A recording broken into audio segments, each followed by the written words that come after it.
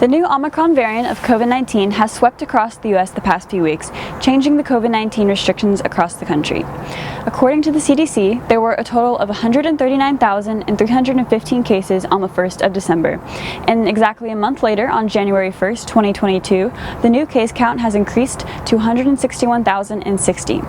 Different areas of the U.S. have experienced different restrictions for COVID-19. For example, areas such as New York City and the Bay Area have had very different experiences regarding restrictions with Omicron. My name is Jenna Walter and I live in New York City. Before Christmas, I had to stay home from work because I had friends that had COVID and I had to wait a while to get a test, so then I couldn't go into work. Also, people stopped going out as a result because everyone that they knew basically got COVID within a week.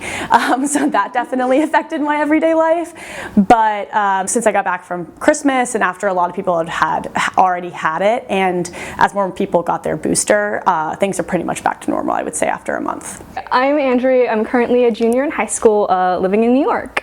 My school now requires for you to enter the building at all a negative COVID test that has to be a PCR. Unless you are boosted, then it can be an antigen, but it has to be a PCR otherwise. If students had symptoms, you could zoom in, and a lot of students have been zooming in, including myself, because I was self-quarantining from a flight back from the West Coast last week, and I just didn't want to expose anyone just in case I was asymptomatic.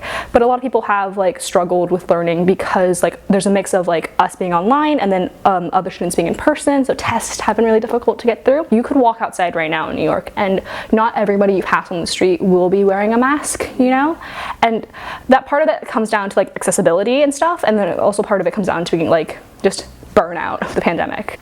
Testing is so much easier here in New York. Currently in my apartment, if you walk out down the block, there is a ClearMD, which is a testing clinic right there. It is on every corner. There are pop-ups everywhere, and it's so much more accessible. Personally, at my school, you need a negative COVID test every single week going in, just to make sure, if you're going in the building, just to make sure everyone's safe. You could walk down to Madison Square Park or Union, and then there's just pop-up tents everywhere on every corner of the block, and it's so much easier. I feel lucky to live in the Bay Area because I think people take this a lot more seriously here. The vaccination rates are a lot higher. People are getting their booster when they're eligible, and generally people are aware of the things they need to do to keep community safe and themselves safe and others safe.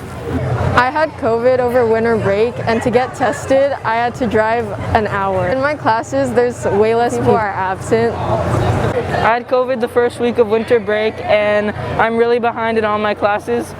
Reporting for Scott Center News, this is Sydney O'Donnell.